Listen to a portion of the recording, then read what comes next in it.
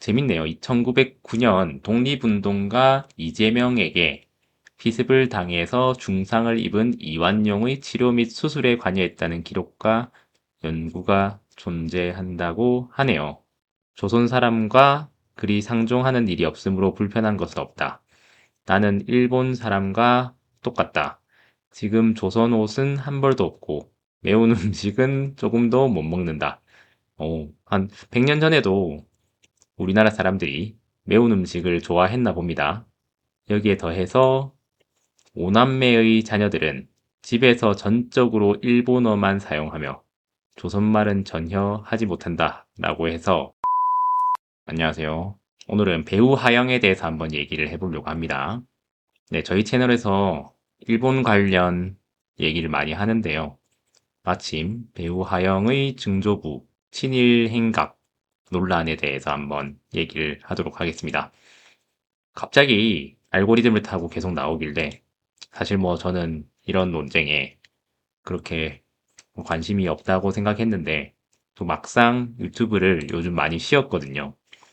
안 쉬기로 약속을 했었는데 참 먹고 살기가 바쁘니까 소홀히 한 점 우선 사과 말씀드립니다. 네, 일단 배우 하영이 왜 갑자기 이렇게 떴냐? 이제 옥탑방 아이들이라고 KBS 공중파 예능에 나왔었죠. 그래서 증조부가 일본에서 의학을 배워와서 국내 첫 개원을 하고 고정을 진료했다라고 해서 소위 얘기해서 파묘가 들어간 것 같네요. 알고 보니까 그 증조부께서 친일 행각을 한 것이 아니냐라는 논란이 나오고 있습니다. 물론 친일파 사전에는 아직 등재가 되지 않아서 어떤 단체에 소속되어 있는 것만으로 친일파다 아니다 라고 말은 할 수가 없다고는 하는데요. 뭐 어쨌든 여기서 깨달은 점을 조금 여러분들과 공유를 하고자 합니다. 어릴 때부터 제가 부모님한테 들었던 얘기가 변은 익을수록 고개를 숙인다 이런 얘기를 했는데요.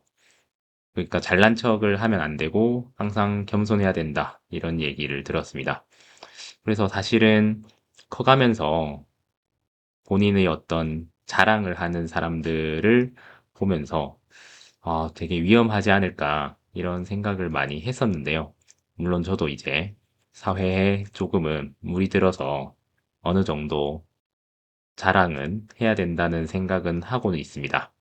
근데 이 배우 하영 논란을 보니까 역시 아무래도 집안 자랑을 하고 싶었던 것 같아요. 물론 자랑이라고 한다기보다는 예능 나와서 딱히 할 말이 없으니까 이것저것 얘기를 한 걸 수도 있는데요.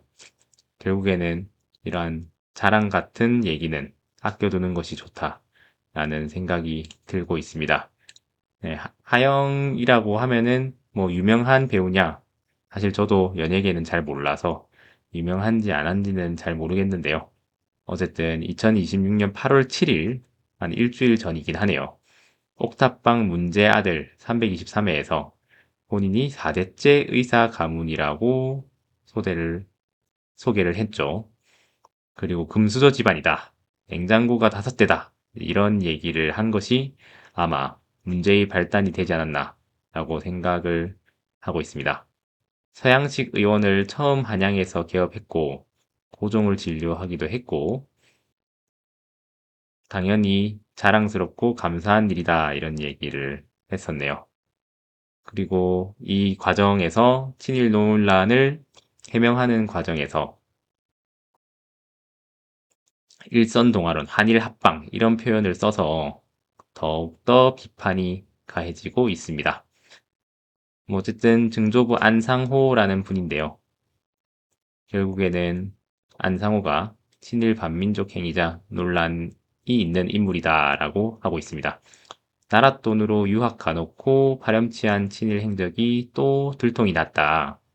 이런 얘기를 하고 있고 내선일체 선전을 협력했다. 그래서 어떻게 보면 이 말은 거짓말일 수도 있겠다는 생각은 드는데 이런 얘기를 하는 것 자체가 굉장히 우리나라 사람들에게 좋지 못한 인상을 남겨놓는 것이 아닌가 라고 생각을 하고 있습니다. 뭐 어쨌든 인터뷰나 대정 친목의 가입 이런 거는 그 친일 인명 사전이나 친일파 708인 명단 이런 거에는 충족하기는 애매해서 뭐 올라가 있지는 않다고 하네요.